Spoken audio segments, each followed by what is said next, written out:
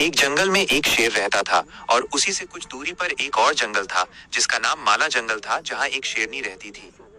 पहली मुलाकात।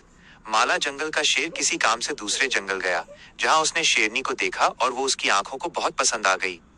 अगले दिन वो फिर उसी जंगल में गया जहाँ शेरनी की नजर उस पर पड़ी। प्यार की शुरुआत। दोनों की नजरें इशारों में मिली।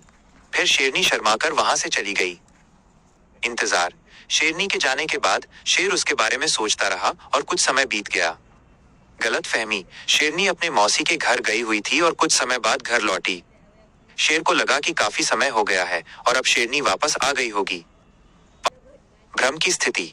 शेरनी को देखने के लिए शेर फिर से उसके जंगल गया, जहां उसने शेरनी के साथ एक और शेर को देखा। ये देखकर वो निराश होकर अपने जंगल लौट आया और सोचने लगा कि उस शेरनी के साथ वो दूसरा शेर कौन था। गलत फहमी का निवारण। 1 महीने बाद शेरनी किसी काम से माला जंगल से बाहर आई और उसकी नजर उसी शेर पर पड़ी। शेरनी उसके पास गई और पूछा कि वो उस जंगल में क्या करने आया था। शेर ने बताया कि वो पहले दिन किसी काम से गया था और तभी उसे वहां देखा।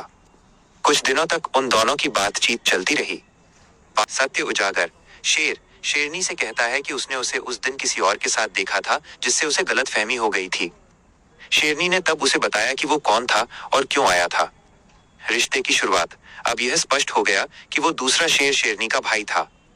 दोनों को एक दूसरे को जाने काफी समय हो चुका था और वे काफी समय तक बातचीत करने के बाद सोचते हैं कि उन्हें अब रिलेशनशिप में आ जाना चाहिए। सुखद अंततः तभी शेरनी हाँ कर देती है और कुछ समय बाद वे शादी कर लेते हैं और वो अपनी फैमिली के साथ खुशी खुशी रहते हैं। कहानी के अंत में लिखा है,